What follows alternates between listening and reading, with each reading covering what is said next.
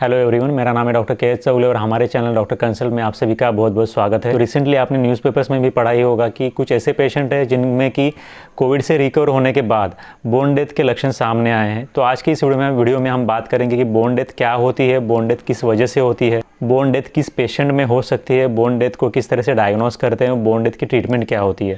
तो इन सब बातों के विषय में आज हम इस वीडियो में शॉर्ट में डिस्कस करेंगे। तो सबसे पहली बात हम जानेंगे कि कोविड का और बोन डेथ का इंटररिलेशन क्या होता है।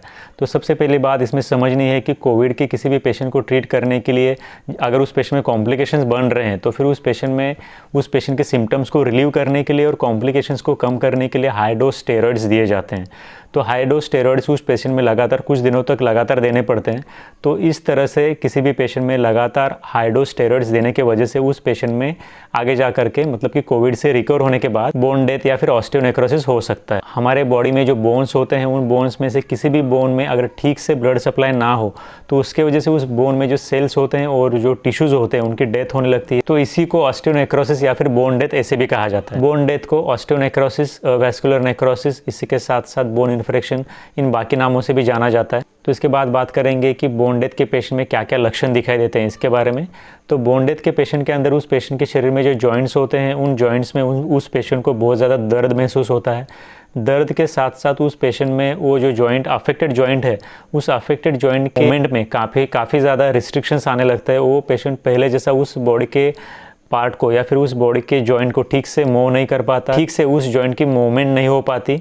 तो ये कुछ लक्षण हैं जो कि बोन डेथ के पेशेंट में देखे जाते हैं। ऐसे भी पेशेंट होते हैं जिनके अंदर बोन डेथ के वजह से ऑस्टियोआर्थराइटिस का कॉम्प्लिकेशन भी हो सकता है, जिसकी वजह से उस पेशेंट में तकलीफ और भी ज़्यादा बढ़ जाती है और उस पेशेंट के जॉइंट्स के ऊपर स्वेलिंग भी आ सकती है। बोन डेथ के जो लक्षण होते हैं वो ग्रेजुअल इन ऑनसेट होते हैं, मतलब कि बोन डेथ के लक्षण उस पेशेंट में धीरे धीरे करके आते हैं, जिसकी वजह से वो पेशेंट उन सिम्टम्स को ठीक से पहचान नहीं पाता। इसके बाद हम बात करेंगे कि किन पेशेंट्स में बोन डेथ का खतरा ज़्यादा है इसके बारे में। तो सबसे पहली बात कि जिन पेशेंट्स को कोविड के ट्रीटमेंट के लिए ज़्यादा लंबे समय तक हाई डोज स्टेरॉइड दिए जा चुके हैं या फिर दिए जा रहे हैं उन पेशेंट में बोन डेथ का खतरा ज़्यादा है। इसी के साथ साथ जिन पेशेंट में इससे पहले बोन में फ्रैक्चर हो चुका है, बोन में डिसलोकेशन हो चुका है, इसी के साथ साथ जो क्रॉनिक अल्कोहलिक पेशेंट है, मतलब जिन पेशेंट को बहुत ज़्यादा शराब पीने की आदत है, इस तरह के लोगों में भी आगे जाकर के बोन डेथ हो सकती है। इसके बाद हम बात करेंगे कि बोन डेथ को किस तरह से डायग्नोस करते हैं इसके बारे में। तो बोन डेथ को डायग्नोस करने के लिए कुछ इमेजिंग टेक्निक्स भी होते हैं, जिसके अंदर उस पेशेंट का हम एक्सरे कर सकते हैं। एक्सरे के साथ साथ उस पेशेंट में सीटी स्कैन भी किया जा सकता है। इसी के साथ साथ उस पेशेंट में बायोप्सी भी कर सकते हैं। कुछ टेक्निक्स है जिनके सहारे हम किसी भी पेशेंट में बोन डेथ को डायग्नोस कर सकते हैं। तो इसके बाद हम बात करेंगे बोन डेथ की ट्रीटमेंट के बारे में। तो बोन डेथ की ट्रीटमेंट को हम 4 पार्ट्स में डिवाइड कर सकते हैं। सबसे पहले तो हम उस पेशेंट को मेडिकेशन देते हैं। इसके बाद कुछ स्ट्रेचिंग एक्सरसाइजेस होते हैं, जो एक्सरसाइजेस उस पेशेंट को करने के लिए कही जाती है, वो एक्सरसाइज करने के लिए उस पेशेंट को इनकरेज किया जाता है।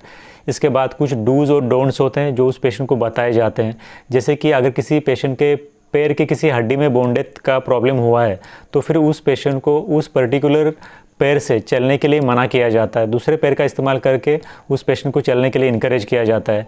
इसके साथ जो लास्ट ट्रीटमेंट ऑप्शन होता है वो होता है सर्जरी का। उस बोन को ठीक से नरिशमेंट मिले और उस बोन के और जॉइंट के मूवमेंट्स फिर से पहले जैसे हो पाए, इसके लिए कुछ ओरली मेडिकेशंस उस पेशेंट को दिए जाते हैं। इसके बाद उस बोन की और उस जॉइंट की हेल्थ के लिए उस पेशेंट को कुछ प्रॉपर स्ट्रेचिंग एक्सरसाइज करने के लिए इनकरेज किया जाता है।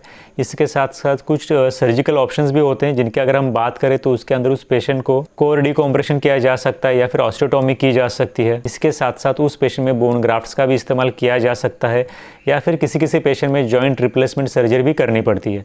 तो ये कुछ ट्रीटमेंट ऑप्शंस है जो कि बोन डेथ के पेशेंट में इस्तेमाल किए जाते हैं। तो इस वीडियो में हमने शॉर्ट में बात की बोन डेथ के बारे में। इस वीडियो को देखने के बाद एक बात आपको समझ में आ चुकी होगी कि बोन डेथ बीमारी कोरोना जैसे हर किसी को नहीं होने वाली, इसका खतरा हर किसी को नहीं है। बस जिन पेशेंट्स को कोरोना के ट्रीटमेंट के लिए हाई डोज स्टेरॉइड्स चल रहे हैं, इसी के साथ साथ जिनकी उम्र बहुत ज़्यादा है, जिनमें कैल्शियम लेवल कम है, उन्हीं पेशेंट्स में बोन डेथ का खतरा हो सकता है। बाकी हर एक पेशेंट में बोन डेथ नहीं होने वाला, इसलिए बोन डेथ के लिए बहुत ज़्यादा टेंशन लेने की कोई ज़रूरत नहीं है। तो आई होप कि इस वीडियो से आपको बोन डेथ के बारे में बेसिक जानकारी तो मिल ही गई होगी। अगर आपके इसके विषय में कुछ डाउट्स है तो आप हमें नीचे कमेंट सेक्शन में ज़रूर पूछ सकते हो। और अगर आपको इस वीडियो से कोई नॉलेज मिली है तो इस वीडियो को एक लाइक करें, और अगर आपने हमारे चैनल को सब्सक्राइब नहीं किया है तो जाते जाते सब्सक्राइब भी ज़रूर करें।